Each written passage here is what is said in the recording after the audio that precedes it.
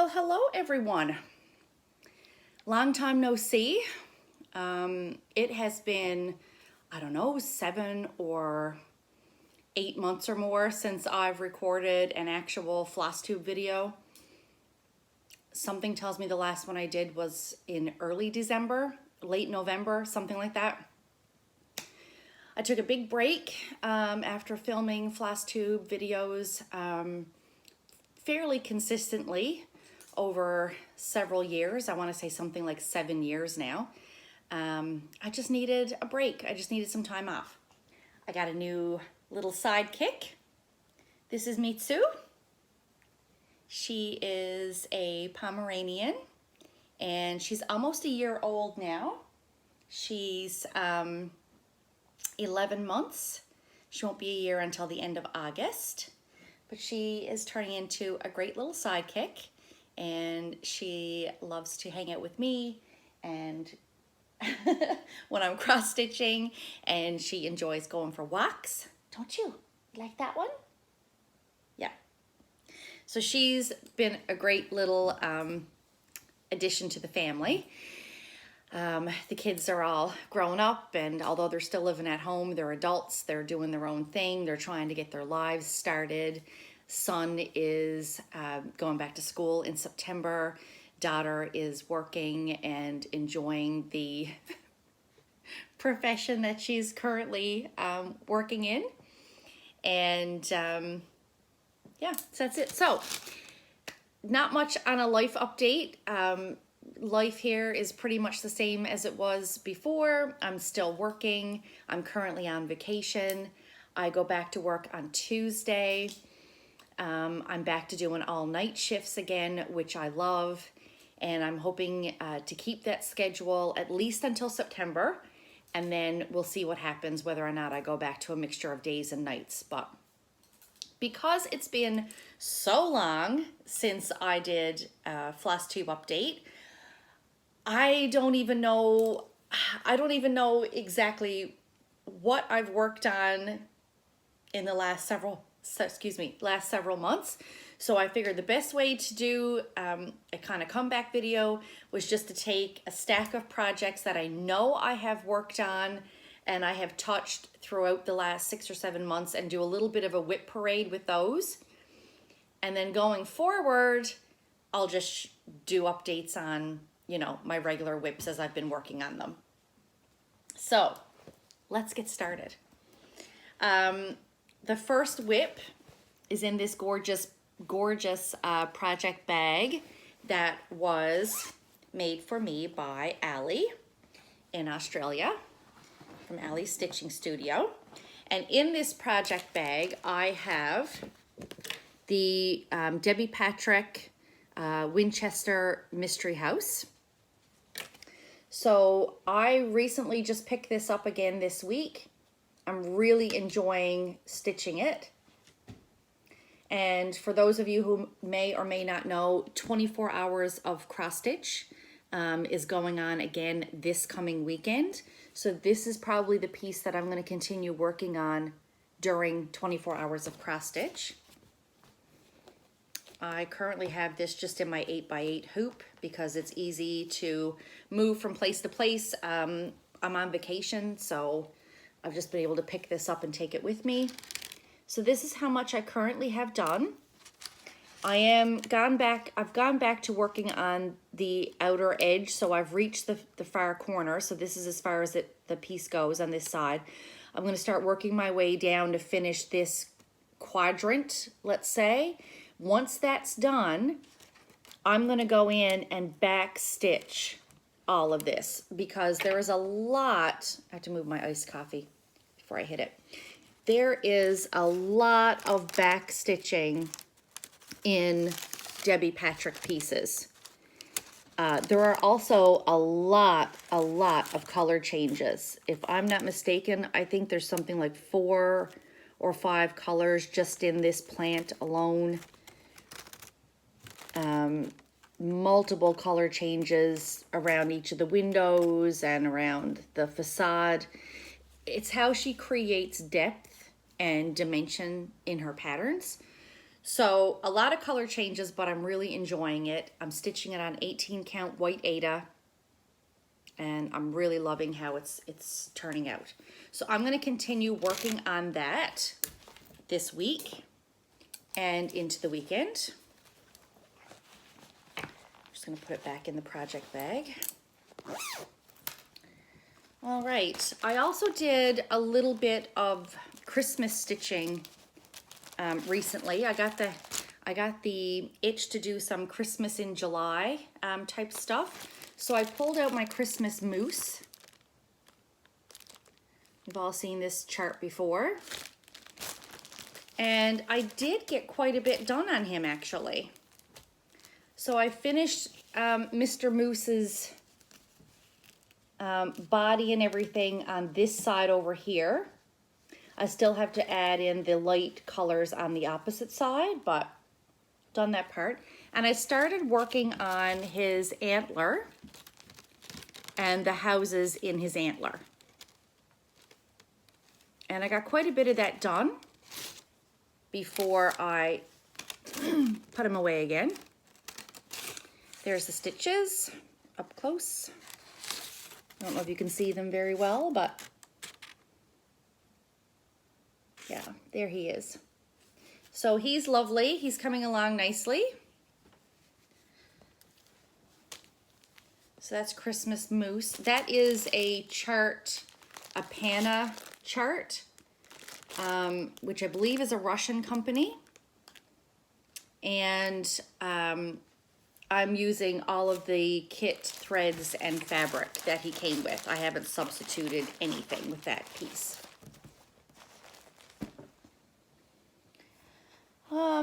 One of the full coverage pieces that I decided that I was going to concentrate on a little bit this year was Old World Map. I'll insert a photo because I don't think I have one. Well, I do, but it's not in color. It's Old World Map. It's a heaven and earth design. And I started this literally years ago and finally decided that this year I wanted to get some decent stitching done on this piece. So this is where I am currently. Top section is done over here. Starting to come across the top of the banner. I've started stitching the worlds, the globe. So this is a couple of pages down and a couple of pages across. This is the next page that I've been working on. And I had been working on this color by color and completing the color on the page as I went. So cross-country, color by color. And then for some reason I decided, no, I think I want to try going back to parking. Wrong decision. That's all I can say about that. Wrong decision for me. I hate having all these threads hanging again. So when I pick this up again, I will be working all of these threads in to get them out of the way so that I can continue and finish this page and continue from there. So there you go. That's Old World Map. That's where it's sitting at the moment. Alrighty, let's fold this back up.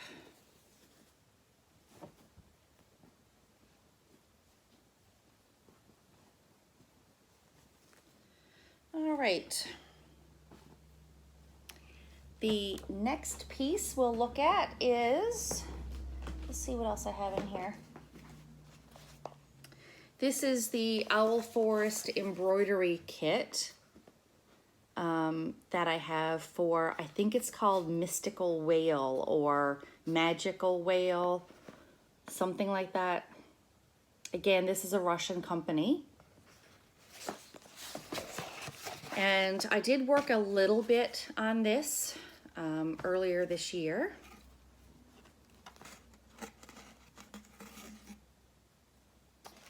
I don't know where my needle is. Oh, here it is. It's actually attached to my thread. So why don't we pin that back on my fabric before I lose it. There we go. And this is where I am with this piece. Again, I'm using all the fabric and the called for floss that comes with the kit. Here we go.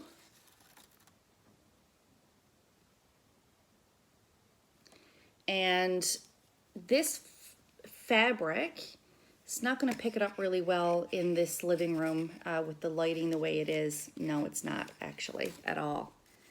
It's a slight mottled yellow, like a buttery yellow.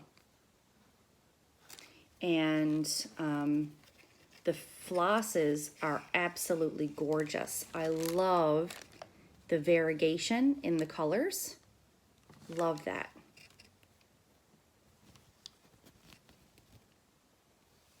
So again, this is all everything that came in the kit. The flosses that come in the kit, again, really variegated colors. There's nice changes to them. The blue's a little more subtle with the changes. The gray, again, has some changes. It goes from like black, a charcoal gray to a lighter steel gray. That's the green and the yellow there. Really pretty. So that is where I've gotten to with that piece. That's about halfway done now, so it shouldn't take me too long to get that piece finished, but that's the extent of what I have done on it right now.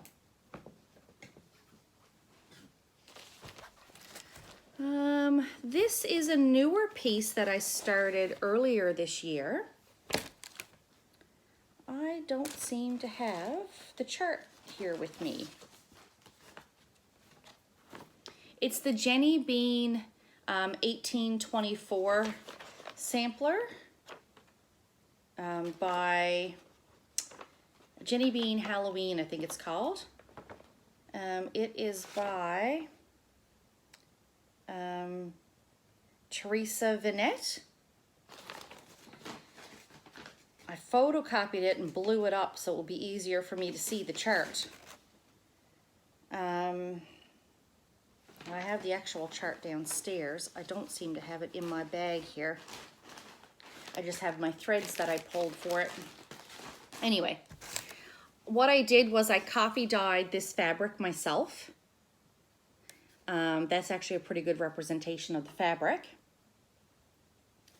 And it's a fairly decent sized piece of 28 count fabric.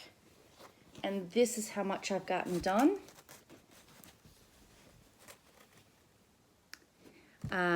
The border, instead of using Jenny Bean 18, whatever it is, I recharted and put in my own name with the year that I started the piece.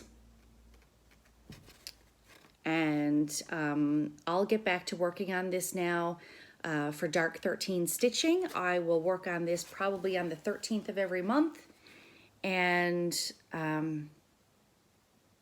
we'll work on it a fair bit probably in the month of October and see if I can get a finish in on it. It's a really cute piece. I am not using the thread pack that was suggested for the chart.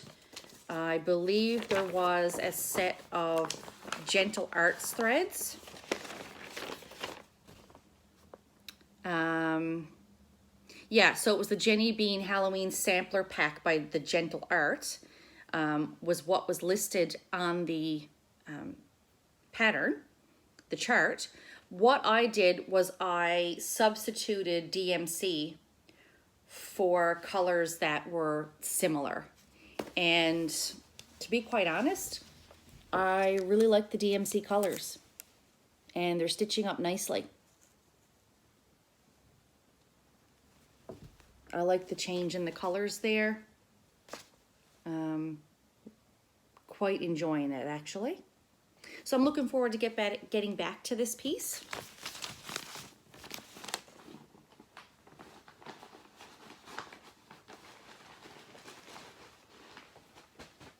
All right, next one.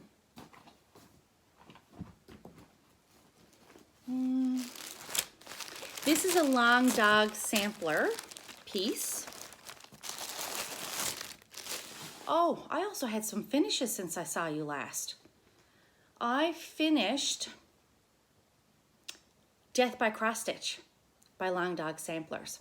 I'll have to get that and show it to you at the end. This one is the 18th Century Band Sampler by Long Dog Samplers, but it was a mystery sampler that was released in 4 parts in the Gift of Stitching magazine back in 2007. I think you can still get the Gift of Stitching as a downloadable magazine, and you can get back copies. I've gotten a nice bit of progress on this sampler. It's very different in terms of the colors from what I typically stitch. The colors are very bright. And to be honest, I'm really enjoying them. I like that the band repeats. So once you get yourself going, you don't even really need to look at the chart a whole lot. You can just, you know, mimic what you've done here, here, and here, and here. So it's really pretty. I'm stitching this on a piece of ivory or cream colored Monica. It's 28 count Monica, and I'm doing that 2/2. Yeah, 2/2, which would be the same roughly as 14 count. Might be a little bit smaller. The fabric says it's 28 count, but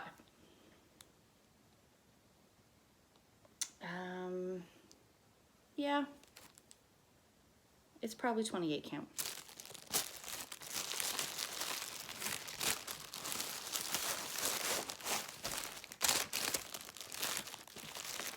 And I'm using all DMC for that. I had a new start in April.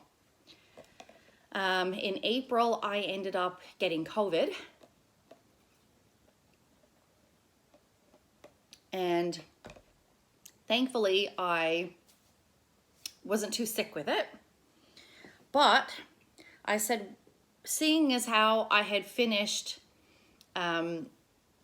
Death by Cross Stitch, what better time to start the pandemic chart by Long Dog Samplers than when you're laid up and can't go to work because you're sick due to the pandemic. So I had this very bright, very fuchsia, like hot pink, hot fuchsia fabric that Allie had given me. And it looks to be, I don't know what this is. It's possibly 28 count.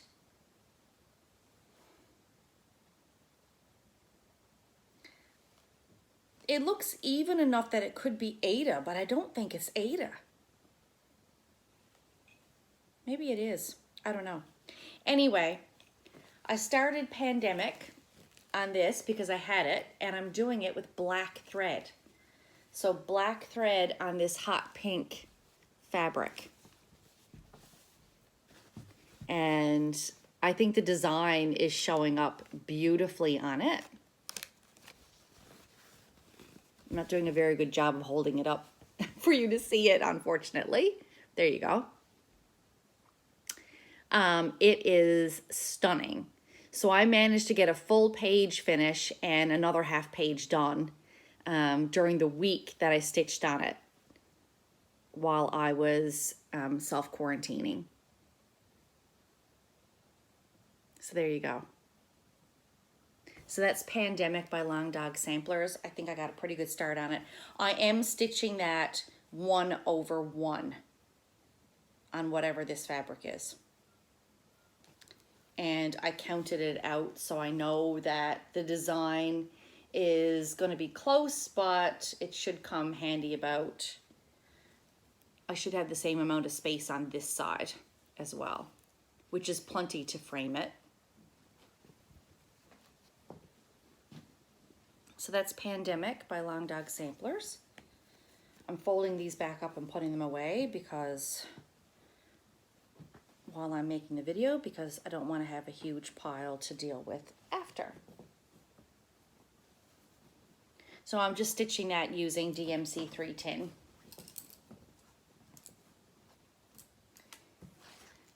This is a chart that was gifted to me by Allie a couple years ago.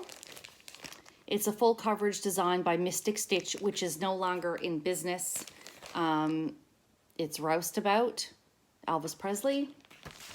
It is on 18 count Aida, and I'm using the threads that came with the kit, which is just DMC floss. And that's how much of Elvis I have done. So this is the outer edge on both sides. And you can see how much I've done of him. His head is huge. And if I'm not mistaken, this dark that I'm starting to stitch here,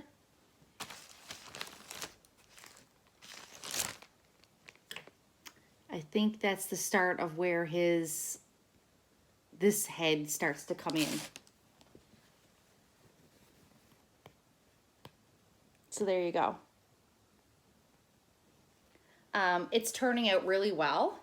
I'm enjoying the monochromatic stitching, but it is a paper chart that I can't load into Pattern Keeper, so it is going a little bit slower because I have to, you know, look at the chart and mark off what I'm doing as I'm doing it. Somehow along the way, I lost a page of the chart. I don't know if it was when I was taking it back and forth to work on it. It was a page that I had finished. So the stitching is done, but the actual page is missing. So I don't know. I don't even know what happened to it. I had these floss drops that I got from Fat Quarter Shop.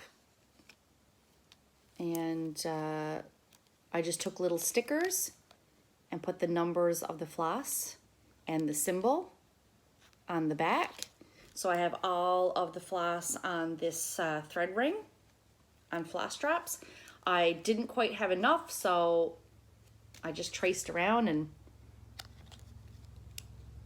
made an extra one that I needed. So that's all the floss. Very monochromatic, all grays, greeny kind of colors, sages, some steely blues, and a little hint of mauvey purple. Yeah, really pretty.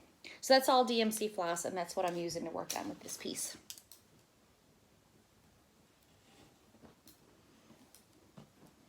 Okay. And what else do I have in this box? I also have my Rosewood Manor here. Now, I don't recall if I actually pulled this out and worked on it yet this year.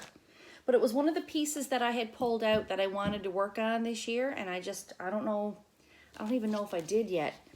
So this is And a Forest Grew by Rosewood Manor. It's quite a substantial piece. And it's a booklet, as you can see. I think it calls for something like 104 DMC colors. And I am stitching it in the called for DMC. I'm stitching it on 25 count white Lugana, and I'm stitching it 1/1 because the piece was so large. If I stitched it over 2, it was going to be massive. So I decided to just stitch it over 1. And this is where we are. So I'm at the big tree in the middle. I've finished the top section. Lots and lots and lots of color changes there. Little foresty, there's birds and rabbits and owls and deer.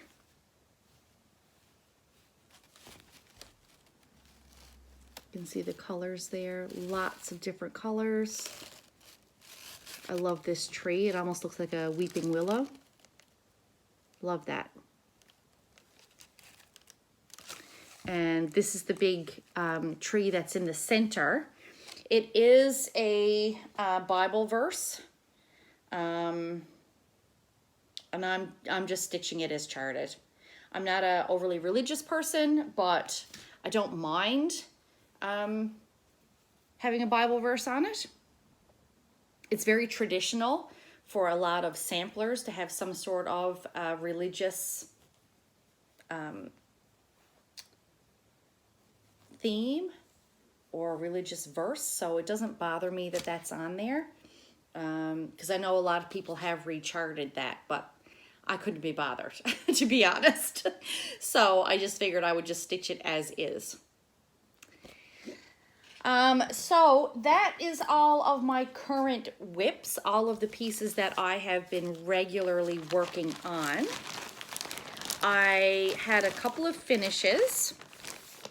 I know I finished Death by Cross Stitch, so I will insert a couple of pictures of that for you to see it, because it is tucked away downstairs in my box of pieces that I need to fully finish and get framed. I did finish that. I think I may have finished another piece besides that. What would that have been? Oh, I finished Arsenic and Old Lace. I don't remember if I showed that to you, because I don't remember if I finished it early this year or if I finished it late last year. So that was another finish. I'll insert a picture of that just in case. And in regards to my crochet and my knitting, I haven't really knit much. I finished a second sweater for my sister, same as mine, a Jessica Fletcher sweater. I just need to sew it together, because that sweater is done in pieces and then it's sewn together afterwards. And our house flooded. That was the other thing that happened to me. Our house flooded in February. It was actually on my husband's birthday, the 6th of February. So our home is like a split entry house. And on the main level up here, we have our living room, dining room, kitchen, 3 bedrooms, and a bathroom. And then downstairs, we have my craft room, a large laundry room / storage space, my husband's man cave, if you will, which doubles as a mud room as well because it has the exterior door to the outside. And our family room is downstairs, and our master bedroom is also downstairs.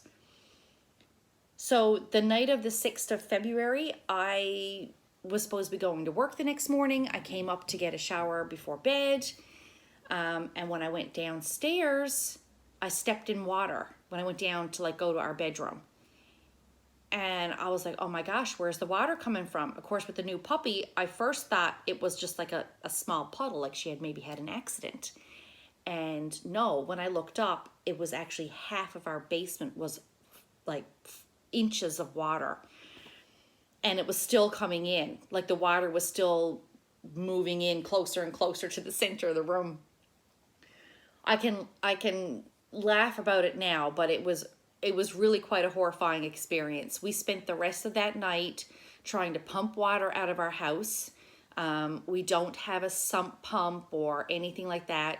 We had to use a shop vac, and I took every bath towel that we have in the house and I was throwing it on the floor, picking it up, throwing it in a bucket, putting them in our washer and spinning the water out, and then throwing the towels back on the floor. I was using the mop and the scrub bucket.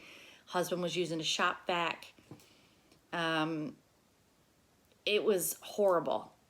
We've been in this house 24 years, never so much as a tablespoon of water in my basement. So it was just a combination of a couple of winter storms we had, mixed in with a couple of, we had some unusually warm weather. So we had a rainstorm and then a cold snap, and then it was followed the following weekend by a second rainstorm. And the water table in the area had already risen so high, and the ground had been frozen, so it was harder for the ground to absorb the water, and our weeping tile at the house just couldn't keep up, and it overflowed, like our basement flooded. So my 3/4 of my basement is an actual living area. It's not like a basement that doesn't get used in some older homes, that sort of thing. Like my master bedroom is down there, my walk-in closet with all of our clothes, and my family room is down there with our TV and our entertainment center and everything, my craft room. So we spent a couple of days ripping up flooring and calling the insurance company, and thank God it was covered by insurance, but it took them several months.